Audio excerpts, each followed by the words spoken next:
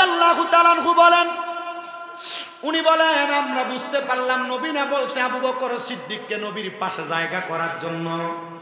আমরা আবু বকর সিদ্দিকের লাশ মুবারকটা নিয়ে নবীর রওজা মুবারকের সামনে যেয়ে দাঁড়াইলাম। এমন টাইমে আমি তালহা চিন্তা করলাম আর দেখলাম রে কোথায় থেকে জানি কে যেন আমার একটা আওয়াজ দেয়। বলে কিসের আওয়াজ দেয় জানো? আওয়াজটা হইল আমার ওই কবরের ভিতর থেকে, রওজা মুবারকের ভিতর থেকে বলতেছে, এ তালহা, এ নবীর সাহাবীরা রে, তোমরা কেন আমার আবু বকর সিদ্দিককে কবরে রাখতে দেরি করতেছ? বলে কেন কেন গো? আমার নবী, রহমতের নবী, রওজা মুবারক থেকে হযরত তালহার কাছে জবাব দেয়, আমার তালহা শুইনা লও রে, আবু বকর আমার দুনিয়াতে সঙ্গী ছিল, সাহাবী ছিল। আবু বকর আমি নবীর হিজরতের সাথী ছিল। তাড়াতাড়ি আবু বকর রে কবরে নামায়া দাও। আবু বকর আমি নবীর রওজার পাশে শুইয়া আমি নবীর সঙ্গী হইয়া যাবে। ওরে আবু বকর অবশেষে জায়গা পাইল নবীর পাশে। আবু বকর অবশেষে জায়গা পাইল নবীর কাছে। জীবনে আর দুঃখ রইল না বাবা, শোনো না হাদিসে পাকে বর্ণনা। বলেন যে মদিনায় যাইবে নবীর দিদার পাইবে, যে মদিনায় নবীর দিদার পাইবে, সাফায়াত করবে শাহে মদিনা। বাবা শোনো না হাদিসে পাকে বর্ণনা, বর্ণনা হাদিসে পাকে বর্ণনা। সিদ্দিকে আকবরের দাবি দেখবি যদি দয়াল নবী। সিদ্দিকে আকবরের দেখবি যদি দয়াল নবী, জীবনে আর দুঃখ থাকবে না। বলেন থাকবে না? আবু বকর ভালোবেসে জায়গা পাইল নবীর পাশে।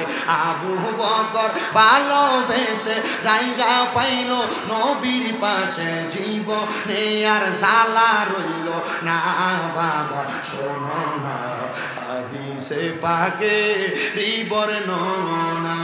যে মদিনায় যাইবে নবীর দিদার পাইবে, যে মদিনায় নবীর দিদার পাইবে, শাফাত করবে শাহে মদিনা। বাবা শোনো না হাদিসে পাকে বর্ণনা। তাহলে বলেন আমরা সবাই ওই নবীরে ভালোবাসা আমরা নবীরে কবরে চাই কি চাই না? আমার সাতাই হালের বাবারে, ও যুবক বন্ধু, দুনিয়াতে নবী নবী করে কবরে গেলা, ওই কবরে তো তোমার তিনটা প্রশ্ন করা হবে, মান রব্বুকা ওয়ামান দীনুকা। কিন্তু 3 নাম্বার প্রশ্ন করবে ওয়ামান নাবিয়ুকা ওয়ামান হাজার রাসূল। এই প্রশ্ন যদি তোমারে করা হয়, নবীজির চেহারা মুবারকটা সামনে দেখে তোমারে বলবে মান হাজার রাসূল, এই ব্যক্তিরে তুমি চিনো কিনা? যদি তুমি দুনিয়াতে কবরের ফুজি লইয়া কবরে না যাও, দুনিয়ার মধ্যে থাইকা কবরের মাল সামান রেডি করে কবরে না যাও, নবী যদি তোমার দাড়ি সারা চেহারা দেইকা কয় তোরে তো আমি চিনি না, দাড়ি যে ফুম শেপ করলা, নবী যদি কয় এটা আমার উম্মত হইলে মুখে দাড়ি থাকতো। আর তুমি যে 5 ওয়াক্ত নামাজ পড়লা না, নবী যদি আমার কয় তোর চেহারার ভিতরে তো নামাজের মতো কোনো চিহ্ন নাই, যদি নামাজি হইতা চেহারার মধ্যে, আমি নবী রহমতের নবী বলছিলাম নামাজি হওয়ার কারণে কবরের মধ্যে আসলে চেহারায় নূর চমকাইব। কই রে তুই তো আমার উম্মত না। আমার নবী যদি কয় তোমারে চিনে না, তোমার তো কবরে কোনো উপায় নাই, হাসরে কোনো উপায় নাই, মিজানে কোনো উপায় নাই, ফুলসেরাতে কোনো উপায় নাই। ও আমার সাতাই হালের যুবক, সাতাই হালের মুরব্বী বাবারা, ও পর্দার অন্তরালের মা বোনেরা, এই জন্য আমি আপনাদের সবার কাছে বলতে চাই, আপনারা যদি দুনিয়ার জমিনের মধ্যে থাইকা আমার আল্লাহ তাআলার খুশির জন্য যদি কবরটারে আপনারা সুন্দর বানাইতে চান, আপনারা এমনভাবে আপনাদের জীবনটারে গঠন করেন যেন আপনি কবরে গেলে আপনার দুনিয়ার সব মানুষ আপনার জন্য কান্নাকাটি করতে থাকবে। কারণ আপনারা তো জানেন কবির ভাষায়, জীবনে এমন জীবন তুমি করিবা গঠন, মরণে হাসিবে তুমি কাঁদিবে ভুবন। আপনি তো এমন জীবন বানান নাই, আপনি মারা গেলে এলাকার মানুষ কইতে মরছে ভালো হয়েছে, আমরা জ্বালাইয়া মারছে। কথা কন না কেন? আপনি এমন চরিত্র গঠন করেছেন। নবী কয় না না না উম্মত এমন একটা চরিত্র গঠন করো। নবী কেমন চরিত্র গঠন করব? এবার আমার নবী আল্লাহর কোরআনুল কারীম থেকে বলতেছে ইন্নাল্লাযীনা আমানু ওয়া আমিলুস সলিহাতি উলাইকা হুম খায়রুল বারিয়া। জবান খুলে জোরে কোন আল্লাহু আকবার। আমার নূরের নবী রাহমাতুল লিল আলামিন নবী আমার কয় উম্মত ইন্নাল্লাযীনা নিশ্চয়ই যাহারা আমানু ঈমান আনে ওয়া আমিলুস সলিহাত নেক আমল করে উলাইকা হুম খায়রুল বারিয়া তারা হইল দুনিয়ার সবচাইতে ভালো মানুষ, তারা হইল দুনিয়ার সবচাইতে ভদ্র মানুষ। ও বন্ধু আপনি নামাজ পড়েন না, আপনি কত সুন্দর বলতেছেন আপনার কবরের ভিতরে আপনার কোনো চিন্তা নাই।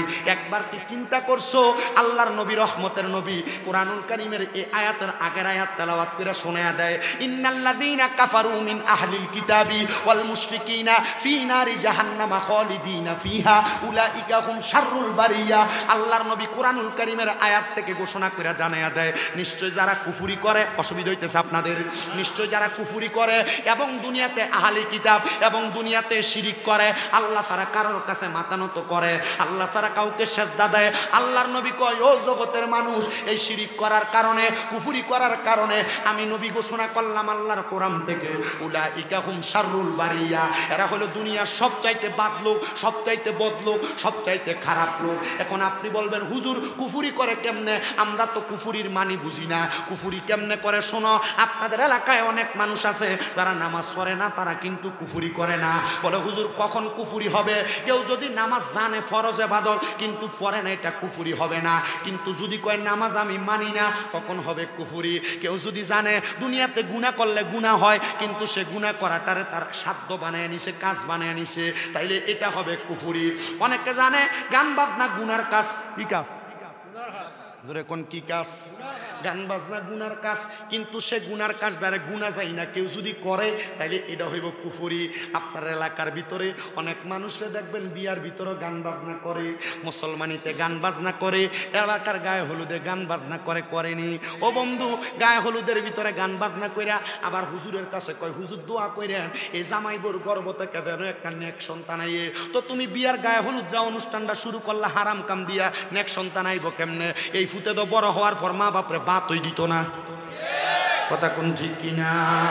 ওরে গায়ের দূরে বললে কথা নবীর প্রাণে লাগে বেতা, চিরদিন তুই থাকবি না ভুবনে, বলেন চিরদিন তুই থাকবি না ভুবনে, নিরঞ্জনের দিবে তোরে দোজকের আগুনে, বলেন ফুরবে তোরে দোজক গুনে, নিরঞ্জনের দিবে তোরে দোজক। মাগো আমার ফুতের বিয়েতে আমি গান বাজনা করবো, তোর বাপের কি ক্ষমতা দেখায়নি? আমার নাতির মুসলমানিতে আমি গানের অনুষ্ঠান করবো, তোর কি? আল্লাহর কসম এরা গান বাজনা ডিজে ফাটির কনসার্ট করে দুনিয়ার মাটিকে ভাইবো, আর কবরে গেলে এই মাটি তার সাপ দিয়া তার ছাটনা আড্ডি বাঁধবো, কথা কোন ঠিক কিনা? ও তোমার বয়স যখন পড়বে বাটি, সঙ্গী হবে বাঁশের লাঠি, কিছু কিছু কম শুনবি তুই কানে। হায় কম কম বয়স যখন পড়বে বাটি, সঙ্গী হবে বাঁশের লাঠি, কিছু কিছু কম শুনবি তুই কানে।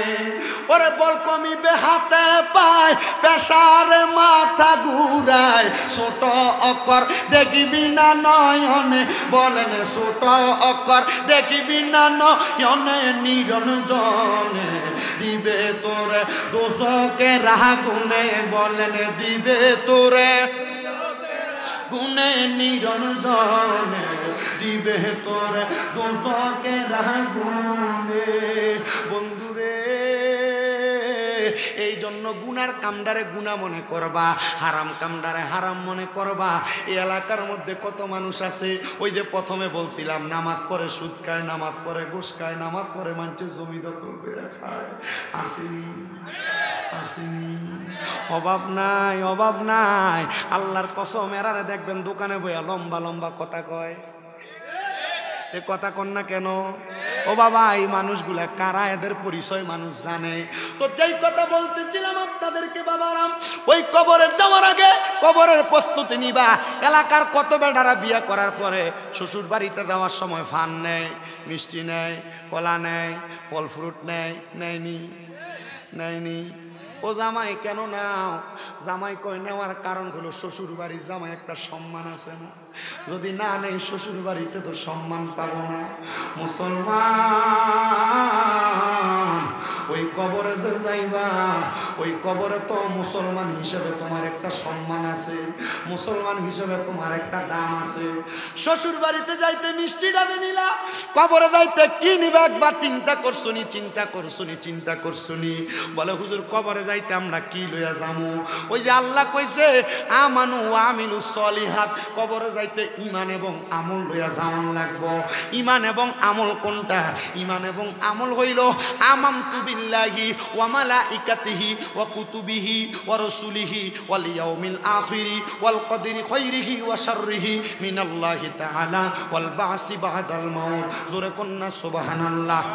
এই ঈমানের 7টা বিষয় আপনারা বুঝেন কিনা আমি জানি না, তবে দেখলাম কেউ আস্তে কয়, কেউ জোরে, আমার সাথে জোরে পড়েন আমানতু বিল্লাহি। মা এত আসছে না, জোরে কোন আমানতু বিল্লাহি ওয়া মালাইকাতিহি ওয়া কুতুবিহি ওয়া রাসূলিহি ওয়াল ইয়াউমিল আখিরি ওয়াল কদরি খাইরিহি ওয়া শাররিহি মিনাল্লাহি তাআলা ওয়াল বাসি বাদাল মাউত। বলে হুজুর এটার মানে কি? ঈমানের মানিটা একটু বুঝেন, ঈমানের স্বাদটা বুঝেন। ঈমানের মানি এবং স্বাদ হইল আল্লাহর নবী বলতেছে 1 নাম্বার আল্লাহর প্রতি ঈমান আনবা। আল্লাহর প্রতি ঈমান কি? আল্লাহ ছাড়া কাউরে সেজদা দিবা না, আল্লাহর কাছে, আল্লাহ ছাড়া কারোর কাছে চাইবা না, আল্লাহ ছাড়া কারোর কাছে মাথা অবনত করবা না, আল্লাহ ছাড়া কাউকে খোদা মনে করবা না। এটা হলো আল্লাহর প্রতি ঈমান। 2 নাম্বার আমানতু বিল্লাহি ওয়া মালাইকাতিহি, ফেরেশতাদের প্রতি ঈমান। তুমি দুনিয়াতে ভালো মন্দ যা করো, তোমার 2 কাঁধের মধ্যে 2 জন ফেরেশতা।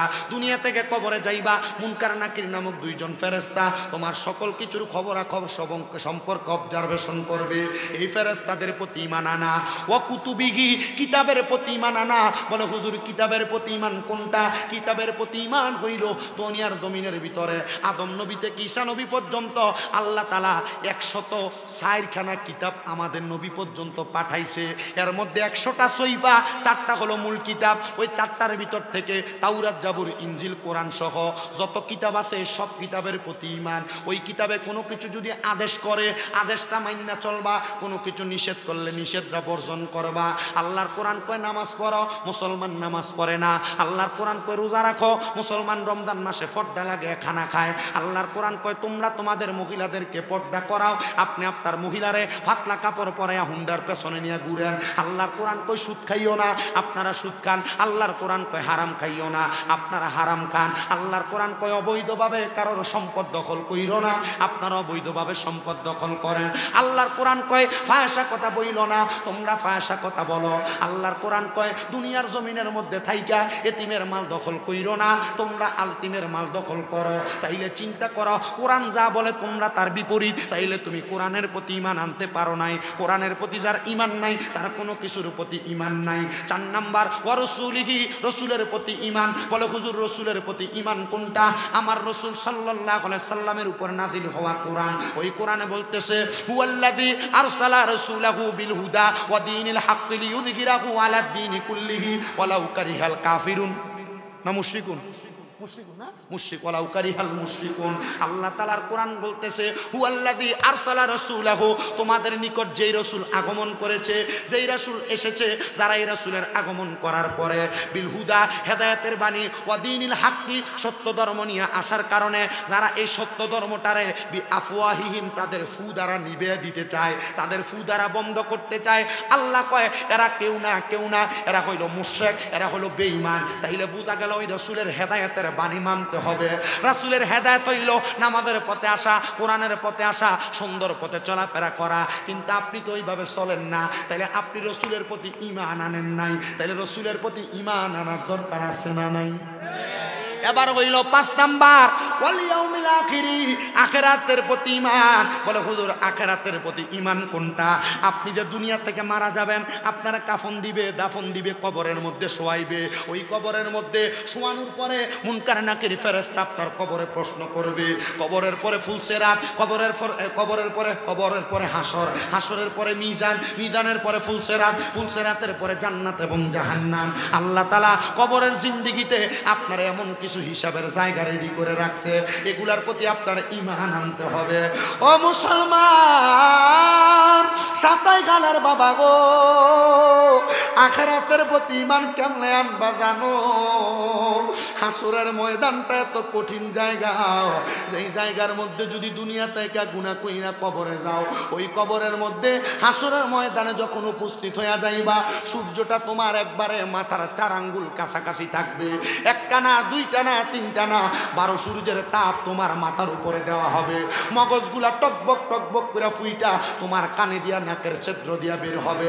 ওই হাসরের ময়দান এমন মারাত্মক হবে, হাসরের ময়দানে নিষ্ঠ হবে তামার চাইতে গরম। ও মুসলমান, শুধু তাই না, তাই না, গ্রামের সাগরের মধ্যে কোনো মানুষের মাজা পরিমাণ ঘাম থাকবে, কোনো মানুষের বুক পরিমাণ ঘাম থাকবে, কোনো মানুষ হাসরের ময়দানের মধ্যে সাঁতার কাটতে থাকবে।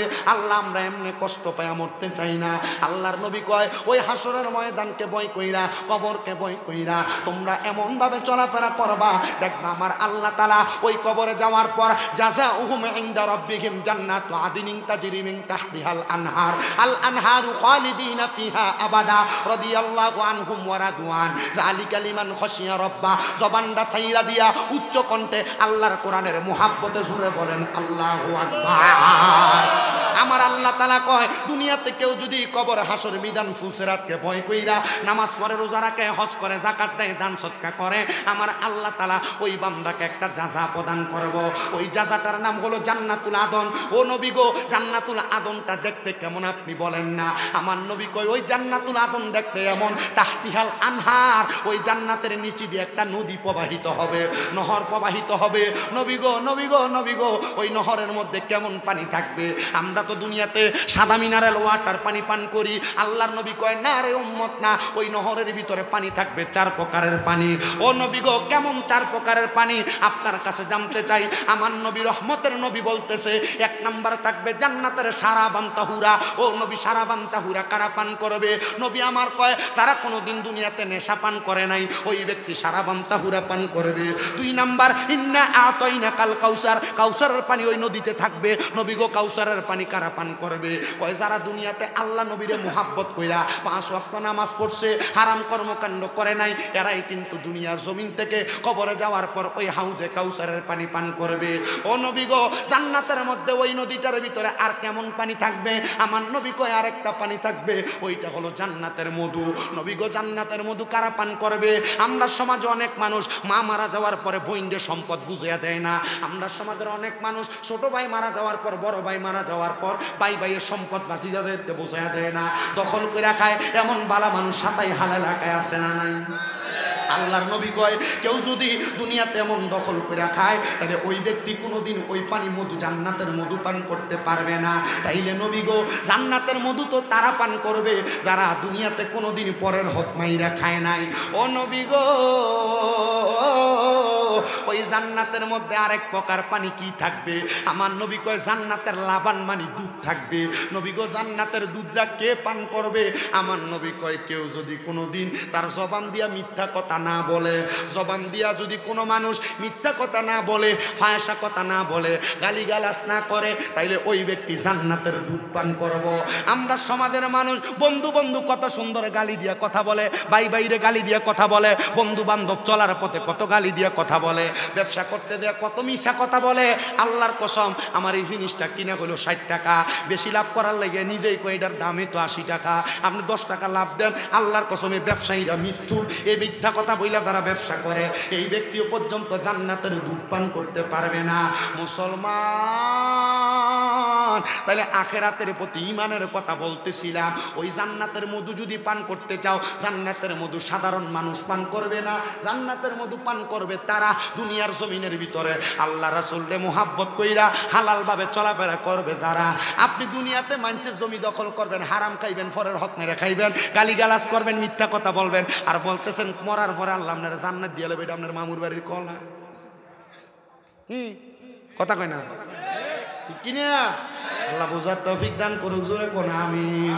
এজন্য তো আশেক মাঝে মাঝে কয়, হে রাসূল তোমায় ভালোবাসি অন্তরে শুধু মুখে না, জান্নাতের আশায় নয় হে রাসূল জাহান্নাম কেউ ডরি না। মানে আপনি মুখ দিয়া বলছেন নবীজি আপনারা ভালোবাসি, নবী কইছে হারাম খাইও না, আপনি হারাম বেশি করে খান। কথা কেন কেন? নবী বলছে তুমি পরের হক খাইও না, আপনি এটা আরো বেশি করে খান। নবী কো মিশা কথা কইও না, আপনি মিশা কথা বেশি করে কন। আপনি এগুলো কইরা যদি আপনি কন যে আপনি রসুলরে ভালোবাসেন, রসুলরে ভালোবাসেন, নবীকে মিথ্যুক কাযযাব, এটা আমাদের দলভুক্ত নয়, এটা আমি নবীর দলের মানুষ না। সুন্নি রসুলের প্রেমিক উরুসের নাম দিয়া গান বাজনা করে সিটার সিটার।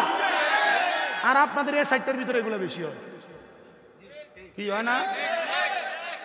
পিছন দিয়া ব্যানারে লেখা উরুস মোবারক, কিন্তু আইয়া গান গাই বেডি।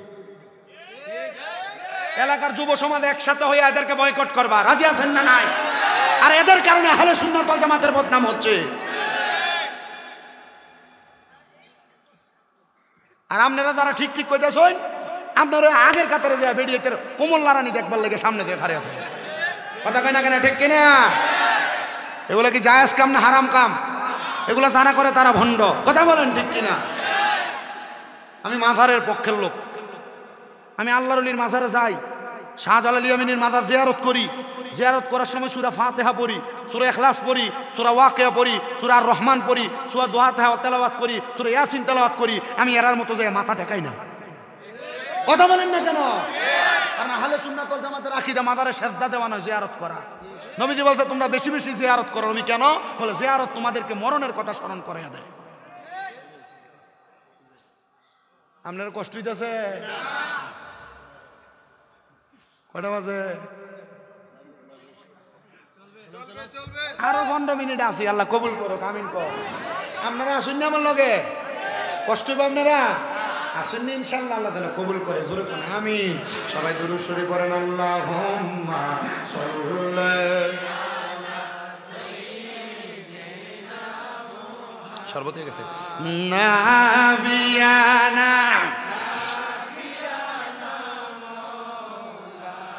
টান বরিয়া জানাই গো সালাম ওই নবীজির পাকের যায় আল্লাহুম্মা সাল্লি জোরসে মাদানাবি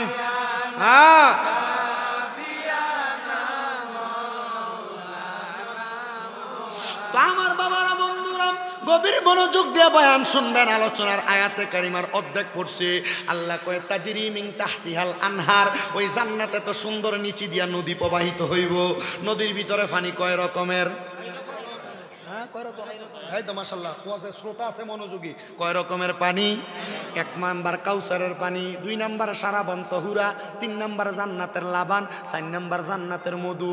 কাউসারের পানি পান করব তারা, কোরআন হাদিসে নবীরে আল্লাহরে মোহাব্বত করব যারা, সারাবান তহুরা পান করব তারা, নেশা করে নাই যারা, জান্নাতের মধু পান করব তারা, পরের হক মাইরা খায় নাই যারা, জান্নাতের দুধ পান করব তারা, কোনোদিন দুনিয়াতে মিথ্যা কথা গালিগালাজ করে নাই যারা। এবার আমরা এমন পানি পান করতে চাই কি চাই না? ও মুসলমান, এবার আমার আল্লাহ তাআলার নবীরে সাহাবায়ে কেরাম প্রশ্ন করি, ইয়া রাসূলুল্লাহ এগুলা কারা কারা ভোগ করবে? ওই জান্নাতের ভিতরে মানুষ কতদিন থাকবো? 1 দিন, 2 দিন, 3 দিন? আমার নবী কয় না না না, ওই জান্নাতের ভিতরে থাকবো হাফেজ সাহেব খালিদিনা ফিহা।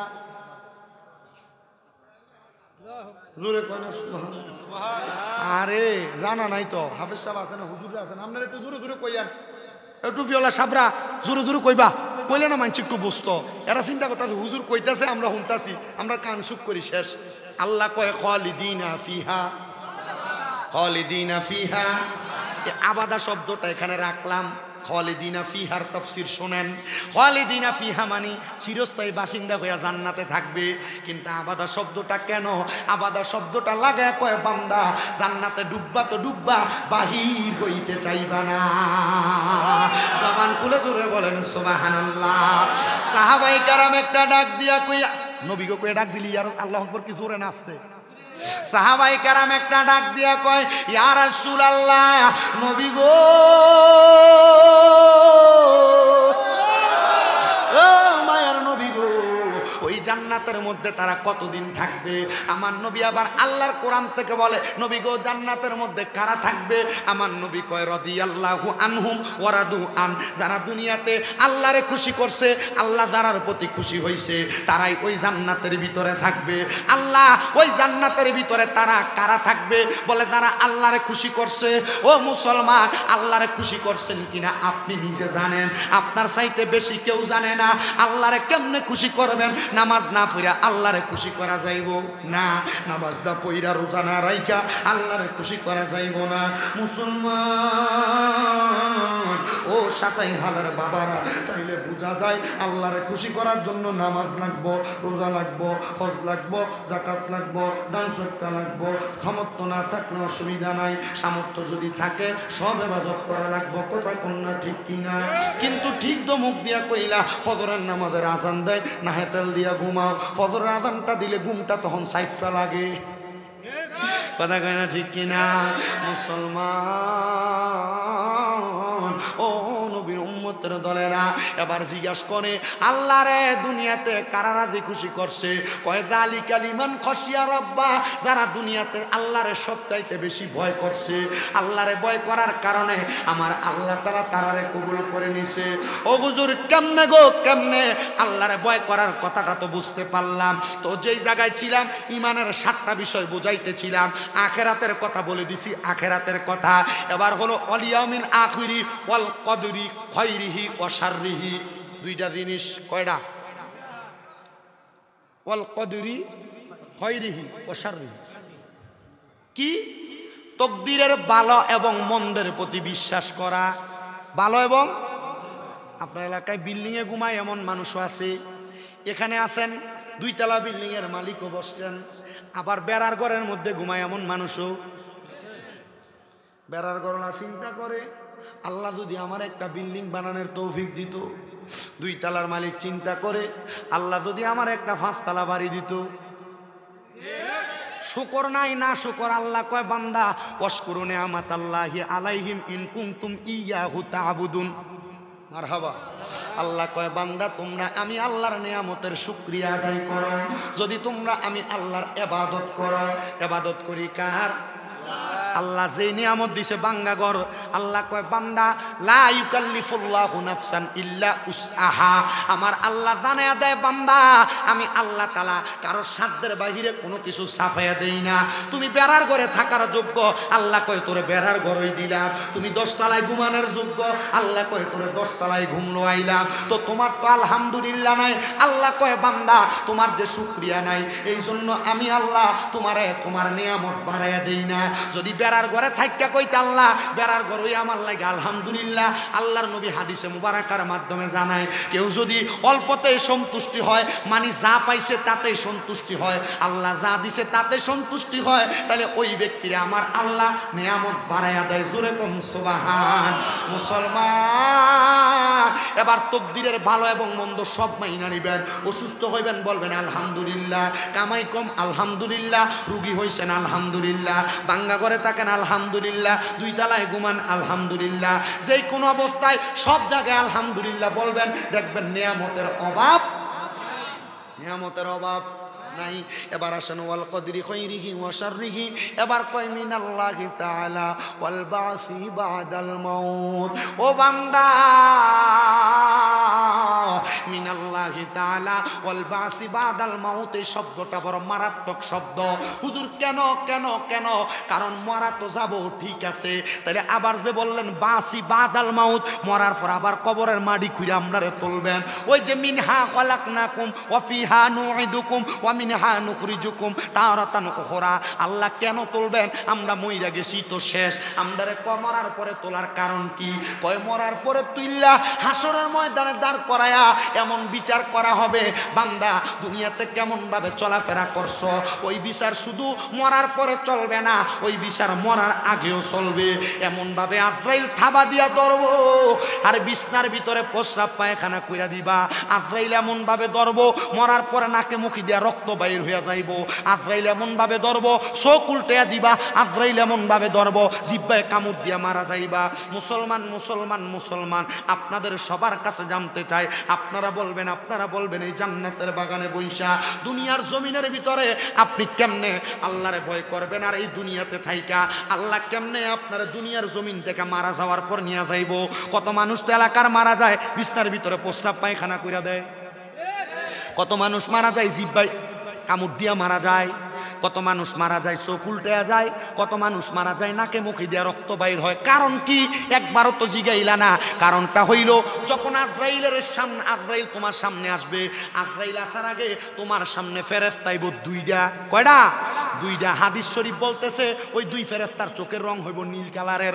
ওই ফেরেশতার ভয়ঙ্কর চোখ দেখা বান্দা ভয়ে বিছনার মধ্যে প্রস্রাব পায়খানা কইরা দেয়। আজরাইল তো পরে এখনো বড়টা আসে নাই, ছোট ডিরে দেখেই বিছনায় প্রস্রাব পায়খানা করে দিবে। কিন্তু মুমিন বান্দা প্রস্রাব পায়খানা করবে না, আরামে ঘুমায়া যাবে। ও মুসলমান, ও নবীর উম্মতের দলেরা মনোযোগ দেন। আজরাইল যখন সামনে আসবে বুকটার মধ্যে হাত দিলে বান্দা মুখ দিয়ে কথা বলার চেষ্টা করবে, দুই চোয়ালের মাঝখানে জিহ্বা কামড় করে বান্দা দুনিয়াতে থাকবে না। বান্দা চোখ দিয়ে বুঝাইতে চাইবে আজরাইল আমার আরেকটু সময় দাও, তখন চোখগুলো উল্টে যাবে। বান্দার বুকের মধ্যে যখন আজরাইল হাতটা রাখবে বান্দার হাতের পায়ের শাহরকগুলা ঠাস ঠাস করে ছিঁড়ে যাবে। তখন বান্দা রক্ত চলাচল করতে পারবে না, বান্দার নাক এবং মুখ দিয়ে রক্ত বায়া বায়া পড়বে। আহারে! কিন্তু মুমিন বান্দা যখন মারা যাবে আজরাইল রূহ তো এমনি নিবে না, মরার সময় কালেমা পড়বে লা ইলাহা ইল্লাল্লাহু মুহাম্মাদুর রাসূলুল্লাহ সাল্লাল্লাহু আলাইহি ওয়াসাল্লাম। আজরাইল রূহ কখন নিছে মুমিন বান্দা টের পাবে না। বলে হুজুর কেন? কারণ আজরাইল মুমিন বান্দার রূহ নেওয়ার আগে মুমিন বান্দার এক নাম্বার বুকের ভিতরে হাত দিব, একটা থাবা দিব ঠাস কইরা। আজরাইল যখন হাত দিব মুমিন বান্দার বুকের সামনে দুইজন ফেরেশতা এভাবে বাঁধা হইয়া দাঁড়ায়া যাবে। এ আজরাইল মুমিন বান্দার বুক দিয়া তো রূহ নিতে পারবা না। বলে কারণ কি? মুমিন বান্দার বুকের মধ্যে আল্লাহ নবীর ভালোবাসা মুহাব্বত আছে।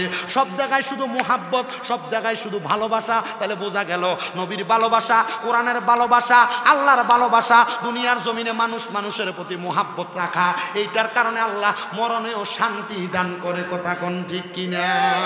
মুসলমান, ও নবীর উম্মতের দলেরা, আশিকে রাসূল ভাই বাবারা, হযরতে আজরাইল আলাইহিস সালাতু ওয়াস সালাম মুমিন বান্দার বুকে হাত দিলে বুকের মধ্য থেকে আওয়াজ আসবে এই বান্দা নামাজি রোজাদার ইমানদারি, বান্দার বুক দিয়ে রূহ বাইর করতে পারবা না। এবার মুমিন বান্দার কপালের মধ্যে থাবা দিব রূহ নেওয়ার জন্য।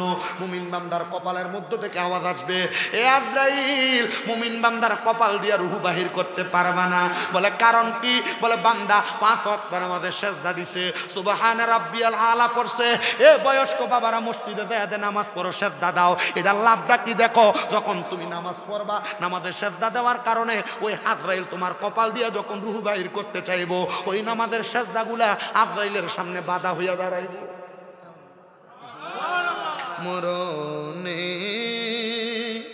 থাকিও পাশে নবীজি ইয়া রাসূলুল্লাহ, মরণে থাকিও পাশে নবীজি ইয়া রাসূলুল্লাহ।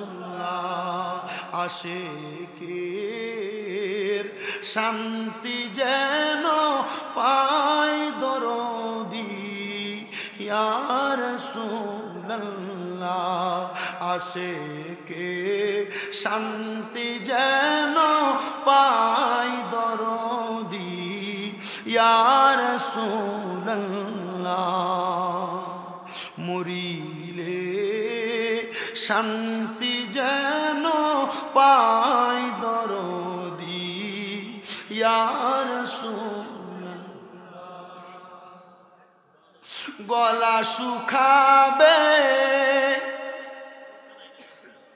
চোখ ভাঙিবে, গলা শুকাবে চোখ ভাঙিবে,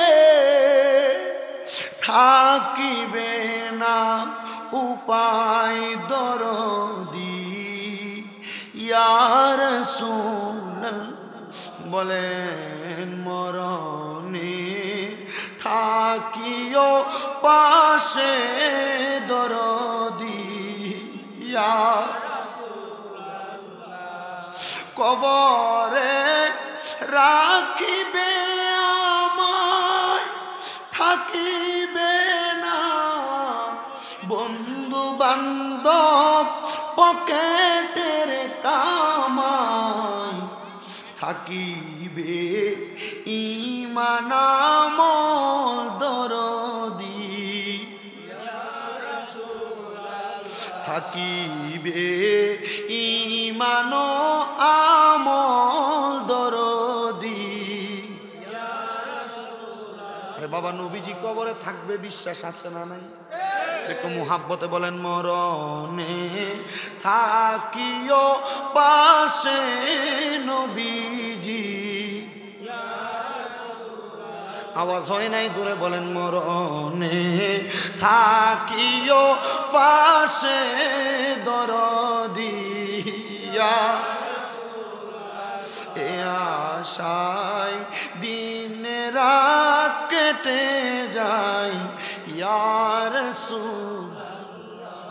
জাহান্নাম কি যে ভয়ঙ্কর, দেখিলে তোমার দিদার হারাম হয়ে যায়। মরণে থাকিও পাশে দরদি ইয়া আল্লাহ। মরণে থাকিও পাশে দরদি ইয়া।